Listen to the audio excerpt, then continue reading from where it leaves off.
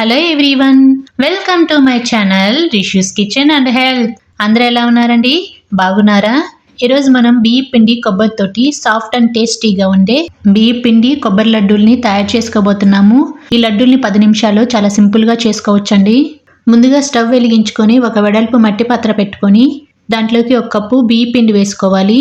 లో ఫ్లేమ్లో ఒక 5 నిమిషాల పాటు ఈ బియ్య పిండిని దోరగా వేయించుకోవాలి. ఇలా గోల్డెన్ బ్రౌన్ కలర్ వచ్చిన తర్వాత ఈ బియ్య పిండిలోకి 1/2 కప్పు నెయ్యి వేసుకోవాలి. 1 కప్పు బియ్య పిండికి 1/2 కప్పు నెయ్యి అయితే కరెక్ట్గా సరిపోతుంది. ఈ నెయ్యి మొత్తం బియ్య పిండిలో బాగా కరిగిపోయే విధంగా కలుపుకుంటూ మంటని మీడియం ఫ్లేమ్లోకి అడ్జస్ట్ చేసుకుంటూ ఈ బియ్య పిండి నెయ్యిని బాగా ఇలా రోస్ట్ చేసుకోవాలండి. ఇలా దగ్గర పెడితే సరిపోతుంది. ఉండలు అనేవి లేకుండా బాగా కలుపుకుంటూ ఉండాలి కంటిన్యూస్గా. ఇప్పుడు స్టవ్ ఆఫ్ చేసుకొని దీన్ని చల్లారనివ్వాలి. ఒక మిక్సీ జార్లోకి 3/4 కప్పు పచ్చి కొబ్బరి ముక్కలు వేసుకోవాలండి. ఇక్కడ బ్రౌన్ పార్ట్ మొత్తం రిమూవ్ చేసుకొని వేసుకోవాలి.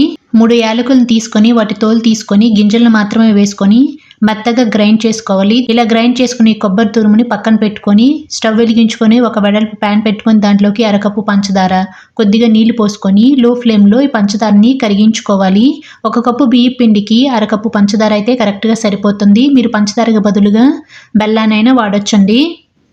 ఇలా పంచదార కరిగిన తర్వాత 1 కప్పు గ్రైండ్ చేసి పెట్టుకున్న కొబ్బరి తురుము కూడా వేసుకొని ఈ పంచదార పాకంలో కొబ్బరి మొత్తం కలిసిపోయే విధంగా ఒకసారి ఇలా కలుపుకోవాలి. ఉండలు అనేవి కట్టకుండా నాన్ స్టాప్గా కలుపుకుంటూనే ఉండాలండి. ఇప్పుడు 1 టేబుల్ స్పూన్ నెయ్యి వేసుకొని ఈ కొబ్బరి పంచదార పాకంలో కలిసిపోయే విధంగా ఒక 5 నిమిషాల పాటు కరిగించుకోవాలి. మనం ఆల్రెడీ పంచదారని బాగా కరిగించాం కనుక ఒక 5 నిమిషాలు ఇలా ఉడకనిస్తే సరిపోతుంది. ఇలా థిక్ కన్సిస్టెన్సీ వచ్చిన తర్వాత స్టవ్ ఆఫ్ చేసుకొని ఒక 2 నిమిషాల పాటు ఈ మిశ్రమాన్ని చల్లారనివ్వాలి. ఇలా చల్లారిన తర్వాత మనం రోస్ట్ చేసి పెట్టుకున్న బియ్య పిండిలోకి ఈ కొబ్బరి మిశ్రమం కూడా వేసుకొని ఉండలు అనేవి లేకుండా మరొకసారి బాగా కలుపుకోవాలి. మీరు కనుక మా ఛానల్ని ఫస్ట్ టైం చూస్తున్నట్లయితే please subscribe my channel and మీ వంతు సపోర్ట్ని మన ఛానల్కి తప్పకుండా ఇవ్వండి. ఈ పిండిలోకి సన్నగా తరిగి పెట్టుకున్న డ్రై ఫ్రూట్స్ వేసుకోవాలి. మనకు నచ్చిన డ్రై ఫ్రూట్స్ ఏమైనా వేసుకోవచ్చు. చేతికి కొంచెం నెయ్యి అప్లై చేసుకొని ఈ పిండిని మరొకసారి మర్దన చేసుకోవాలి. కొద్దిగా పిండి తీసుకొని లడ్డు వస్తుందో లేదో చెక్ చేసుకోవాలి. బియ్య పిండి కాబట్టి కొంచెం పొడిబారిపోయే ఛాన్స్ ఉంటుంది కాబట్టి ఇలా లడ్డు వస్తుందో లేదో చెక్ చేసుకొని ఇప్పుడు కొద్దిగా పిండి తీసుకొని మనకు నచ్చిన సైజులో లడ్డూలా చుట్టుకోవాలి. ఇలా చుట్టుకున్న లడ్డూల్ని ఒక సర్వింగ్ ప్లేట్లోకి తీసుకోవాలి. ఇదే విధంగా మిగతా లడ్డూలన్నింటినీ చుట్టుకొని ఒక సర్వింగ్ బౌల్లోకి సర్వ్ చేసుకుంటే మనకెంతో టేస్టీగా ఉండే బియ్య పిండి కొబ్బరి లడ్డు రెడీ అయినట్లే. మీరు కూడా ఈ ప్రాసెస్లో తప్పకుండా ట్రై చేయండి. ట్రై చేశాక ఎలా వచ్చిందో కామెంట్ బాక్స్లో నాతో షేర్ చేసుకోవడం మాత్రం మర్చిపోకండి.